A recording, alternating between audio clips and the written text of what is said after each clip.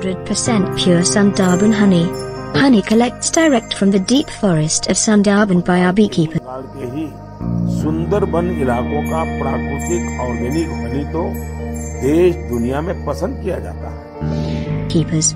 Sundarbans, one of the world's largest mangrove forests and UNESCO World Heritage Site, is on the delta of the rivers Ganga, Brahmaputra and Meghna on the Bay of Bengal. People in and around the forests of Sundarbans have been collecting honey from wild bee colonies in the face of deadly tiger attacks for ages.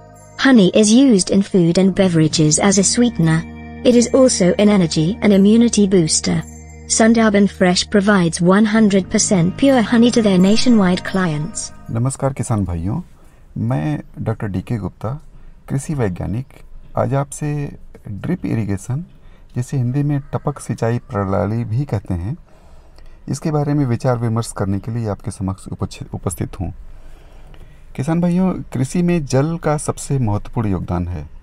इसके बिना कृषि संभव नहीं है। आज हमारे देश में कुल 160 मिलियन हेक्टेयर ज़मीन कृषि योग्य अवेलेबल है, जिसमें से केवल 40% एरिया ही हम इरिगेट कर पाते हैं। बाकी लगभग 60% एरिया वर्षा पर आधारित है।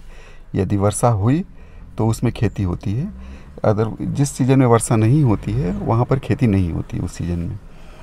40% एरिया जो इरिगेटेड है उसमें भी पानी की समस्या हमेशा बनी रहती है, क्योंकि ज़मीन का जल स्तर कम होता जा रहा है। कुएं, तालाब, नदियाँ सूखती जा रही हैं, अतः सिंचाई के लिए पानी मिलना मुश्किल होता जा रहा है।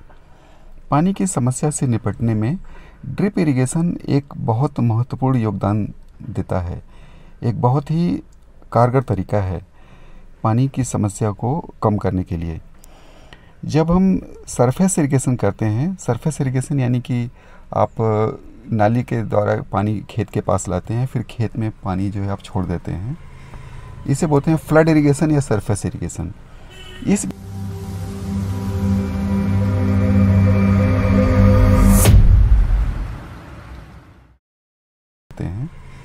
इसे बोलते हैं फ्लड इरिगेशन या सरफेस इरिगेशन। इस विधि से लगभग 50 से 60% पानी ज़मीन में या तो रूट जोन के नीचे चला जाता है, यानी कि पौधे की जो जड़ होती है उससे काफ़ी नीचे चला जाता है, या फिर वो ऊपर पानी भाप बन करके उड़ जाता है। यानी कुल 50 से 60% पानी का वेस्टेज जो आता है, केवल जो है 40 से 50% पानी ही पौधों को मिलता है। इसमें काफ़ी वेस्टेज होता है। जबकि जब हम ड्रिप इरिगेशन की बात करते हैं, इसमें लगभग 90% पानी पौधों को मिलता है, क्योंकि इस विधि में बूंद बूंद करके पानी जो है पौधों की जड़ों के पास गिरता रहता है, यानी इससे अधिकतर पानी पौधा एब्जॉर्ब कर लेता है। अब सोचिए इससे कितनी ज़्यादा पानी की बचत होती है। अगर आपके पास 1 एकड़ इरिगेट करने के लिए, 1 एकड़ की सिंचाई के लिए पानी अवेलेबल है, तो आप उसी पानी से लगभग 3 एकड़ एरिया इरिगेट कर सकते हैं इस ड्रिप इरिगेशन के माध्यम से। तो ये होता है ड्रिप इरिगेशन के जो कितना कारगर है ड्रिप इरिगेशन आपकी सिंचाई में। और दूसरा, हम आप किसी भी प्रकार की फसल में इसको प्रयोग कर सकते हैं। बेसिकली जो हाई वैल्यू क्रॉप्स हैं, जैसे आपकी फल वाले क्रॉप हैं, फल है, सब्जियां हैं, फूल है, या जो भी पौधे आप लाइन से लगाते हैं, उन सभी पौधों में सभी में आप ड्रिप इरिगेशन के द्वारा सिंचाई कर सकते हैं। और चाहे ज़मीन ऊपर हो, नीची हो या आड़ी तिरछी हो, कैसी भी ज़मीन में बगैर लेवल किए आप ड्रिप इरिगेशन कर सकते हैं। बाकी तरह की सिंचाई में जैसे आप सरफेस इरिगेशन कर रहे हैं, यानी कि आप फ्लड इरिगेशन कर रहे हैं, उसमें अगर ज़मीन को लेवल नहीं करेंगे तो पानी ऊपर चढ़ेगा ही नहीं, इरिगेशन ही नहीं हो पाएगा। जहाँ ज़मीन नीची है वहाँ पर पानी भर जाएगा, ऊपर पानी जाएगा ही नहीं। बट ड्रिप इरिगेशन में ऐसा नहीं है। चाहे ज़मीन ऊपर हो, नीची हो, कैसी भी हो, आप पूरे एरिया को इरिगेट कर सकते हैं बगैर लेवल किए हुए। अब हम आपको ड्रिप इरिगेशन के फ़ायदे के बारे में बताएंगे, क्योंकि ड्रिप इरिगेशन बूंद बूंद करके पौधों को मिलता है। जैसे पानी ड्रिप बूंद बूंद करके पौधों के पास मिलता रहता है, इससे वहाँ हमेशा नमी बनी रहती है पौधों के जड़ों के पास। इससे पौधा बहुत ही हेल्दी रहता है और इससे मतलब पौधा स्वस्थ रहता है और इसमें रोग प्रतिरोधक क्षमता अच्छी बनी रहती है, इससे रोग नहीं आते हैं। दूसरा, ड्रिप इरिगेशन में आप ड्रिप लाइन में फर्टिलाइज़र ऐड कर दें तो सीधे वो पौधों की जड़ों के पास पहुंच जाता है, जिसे हम फर्टिगेशन भी कहते हैं। यानी फर्टिलाइज़र और इरिगेशन दोनों साथ साथ हो जाता है। इसमें आपको अलग से फर्टिलाइज़र ब्रॉडकास्ट करने की ज़रूरत नहीं है, फर्टिलाइज़र छिड़कने की ज़रूरत नहीं है, जिसमें आपको लेबर की बचत होती है। और दूसरा, आपको क्वांटिटी कम लगती है। जब आप ब्रॉडकास्ट करते हैं तो फर्टिलाइज़र की क्वांटिटी ज़्यादा लगती है, जबकि ड्रिप इरिगेशन में आप सिर्फ पौधों के पास ही दे रहे हैं, बाकी एरिया में फर्टिलाइज़र नहीं डाल रहे हैं, जो इस नाते इसमें फर्टिलाइज़र की क्वांटिटी भी कम लगती है, अतः आपका खर्चा भी बचता है। इसमें जो है वीड्स को पानी नहीं मिलता है। जो खरपतवार जो होते हैं, हम सिर्फ पानी पौधों को दे रहे हैं, पौधों की जड़ों में जा रहा है, बाकी एरिया में पानी नहीं जा रहा है। तो जो खरपतवार उगते हैं सामान्यतः खेतों में, उनको पानी नहीं मिलता, तो वहाँ पर खरपतवार नहीं उग पाते हैं, तो उसकी भी समस्या कम हो जाती है। और इसमें बहुत सारी सॉइल जो है वो क्षारीय होते हैं, जिसे हम इंग्लिश में सैलिनिटी कहते हैं, सैलिनिटी या सोडिक सॉइल बोलते हैं। जो नमक वाली जो ज़मीनें हैं, वहाँ पर ड्रिप इरिगेशन बहुत अच्छा रोल प्ले करता है, बहुत अच्छा योगदान देता है, क्योंकि जड़ों के पास कंटिन्यूअस पानी गिरने से जो भी ये जो साल्ट्स हैं, जो लवण हैं, वो लीच होकर के रूट जोन के बाहर चले जाते हैं। यानी कि जड़ों के पास उनकी जो कंसंट्रेशन है, उनकी जो मात्रा है, लवण की मात्रा, जो क्षारीय तत्व हैं, वो कम हो जाते हैं। तो पौधा जो है आसानी से बाकी न्यूट्रिएंट्स को एब्जॉर्ब करने के लायक हो जाता है, पौधा स्वस्थ हो जाता है, सॉइल आपकी उस एरिया की स्वस्थ हो जाती है। तो इवन जो क्षारीय ज़मीन है उसमें ये बहुत ज़्यादा उपयोगी है।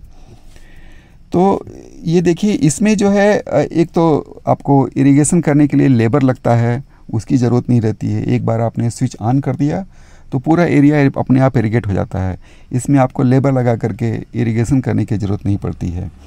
और इसको जो पंप आप ज़मीन में नीचे से वाटर पंप करके ऊपर जो सरफेस इरिगेशन करते हैं, ट्यूबवेल चलाते हैं, तो बहुत ज़्यादा इसमें ऊर्जा लगती है, इलेक्ट्रिसिटी लगती है, जबकि इसके पंप को चलाने के लिए बहुत कम ऊर्जा की ज़रूरत पड़ती है। तो आपके बिजली की बचत होती है। और हाँ, बड़े एरिया को आसानी से इरिगेट कर सकते हैं। और इसमें जो है इरोजन नहीं होता है। बाकी जब सरफेस इरिगेशन करते हैं तो ज़मीन की जो मृदा है, वो ऊपर की ज़मीन कट करके नदियों में, नदी नाले में बह जाती है। इसमें ज़मीन का कटाव नहीं होता है, आपकी जो उपजाऊ ज़मीन है वो कटती नहीं है, संरक्षित रहती है।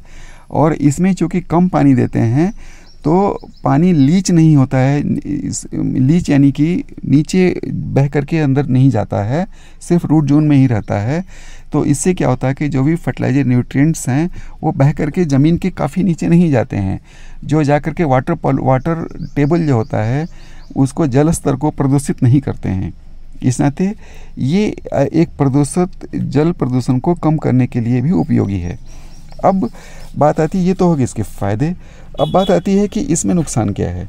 नुकसान सिर्फ इसमें एक ही है कि इसकी लागत ज़्यादा आती है, शुरुआती लागत ज़्यादा आती है, इसको लगाने की लागत ज़्यादा आती है। कितना आती है? लगभग 45 से लेकर के 60,000 रुपये एकड़ का खर्चा आता है।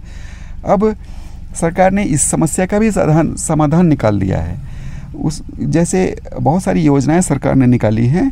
जैसे आप ले लीजिए केंद्र की तरफ से प्रधानमंत्री कृषि सिंचाई योजना, इसमें ये जो आप 45 से 60,000 रुपये का जो खर्चा करते हैं, उसमें 55% सब्सिडी स्मॉल और मार्जिनल फार्मर्स को, जो छोटे और मध्यम वर्गीय और छोटे फार्मर्स हैं, उनको जो है 55% जो है छूट दी गई है। और जो उससे जो बड़े फार्मर हैं, बाकी सभी फार्मर्स को 45% की छूट दी गई है केंद्र की तरफ से। अब आती है, बहुत सारे जो राज्य सरकारें हैं उन्होंने भी अपने स्तर पर अपने एरिया में ड्रिप इरिगेशन को बढ़ावा देने के लिए सब्सिडी का अरेंजमेंट कर रखा है। जैसे अधिकतर राज्यों की बात करें, उसमें SC ST जितनी भी लोग हैं उन सभी के लिए ये 100% फ्री है, 100% फ्री है। जो भी बैकवर्ड कास्ट के लोग हैं उनको 90% फ्री है। जो भी स्मॉल एंड मार्जिनल फार्मर्स हैं 90% फ्री है। जो भी अदर कास्ट के लोग हैं उनको 80% फ्री है। ये स्टेट वाइज बहुत सारे स्टेट्स में लागू किया गया है और हर स्टेट का अलग अलग जो है वो निर्धारण किया हुआ है, जिसे आप ऑनलाइन आप चेक कर सकते हैं। अब इसको लें कैसे अप्लाई कैसे करें, इसके लिए भी सरकार ने बड़े ही इसको आसान तरीका बना रखा है। आपका लैंड का डॉक्यूमेंट और आपका आधार कार्ड और आपका कास्ट का सर्टिफिकेट, ये 3 चीज़ आपको ऑनलाइन पोर्टल पर जाकर के अपलोड करना होता है, यानी ऑनलाइन पोर्टल पर जाकर के जमा करना होता है। जाकर के जमा करिए, फॉर्म भर दीजिए, आप उसके लिए अप्लाई कर दीजिए, आप इसके लिए इजीली इसको सैंक्शन हो जाता है, आप बड़े आसानी से इसका उपयोग कर सकते हैं। तो और इसके अलावा कोई समस्या नहीं है, आप अपने कम अवेलेबल पानी से ही ज़्यादा एरिया को सिंचाई कर सकते हैं, ज़्यादा उपज ले सकते हैं, ज़्यादा आप इनकम ले सकते हैं। इसीलिए इस विधि को अपनाएं और इस पानी की समस्या से निजात पाने के लिए ड्रिप इरिगेशन एक बहुत ही महत्वपूर्ण प्रणाली है, इसका उपयोग करें। धन्यवाद किसान भाइयों, धन्यवाद।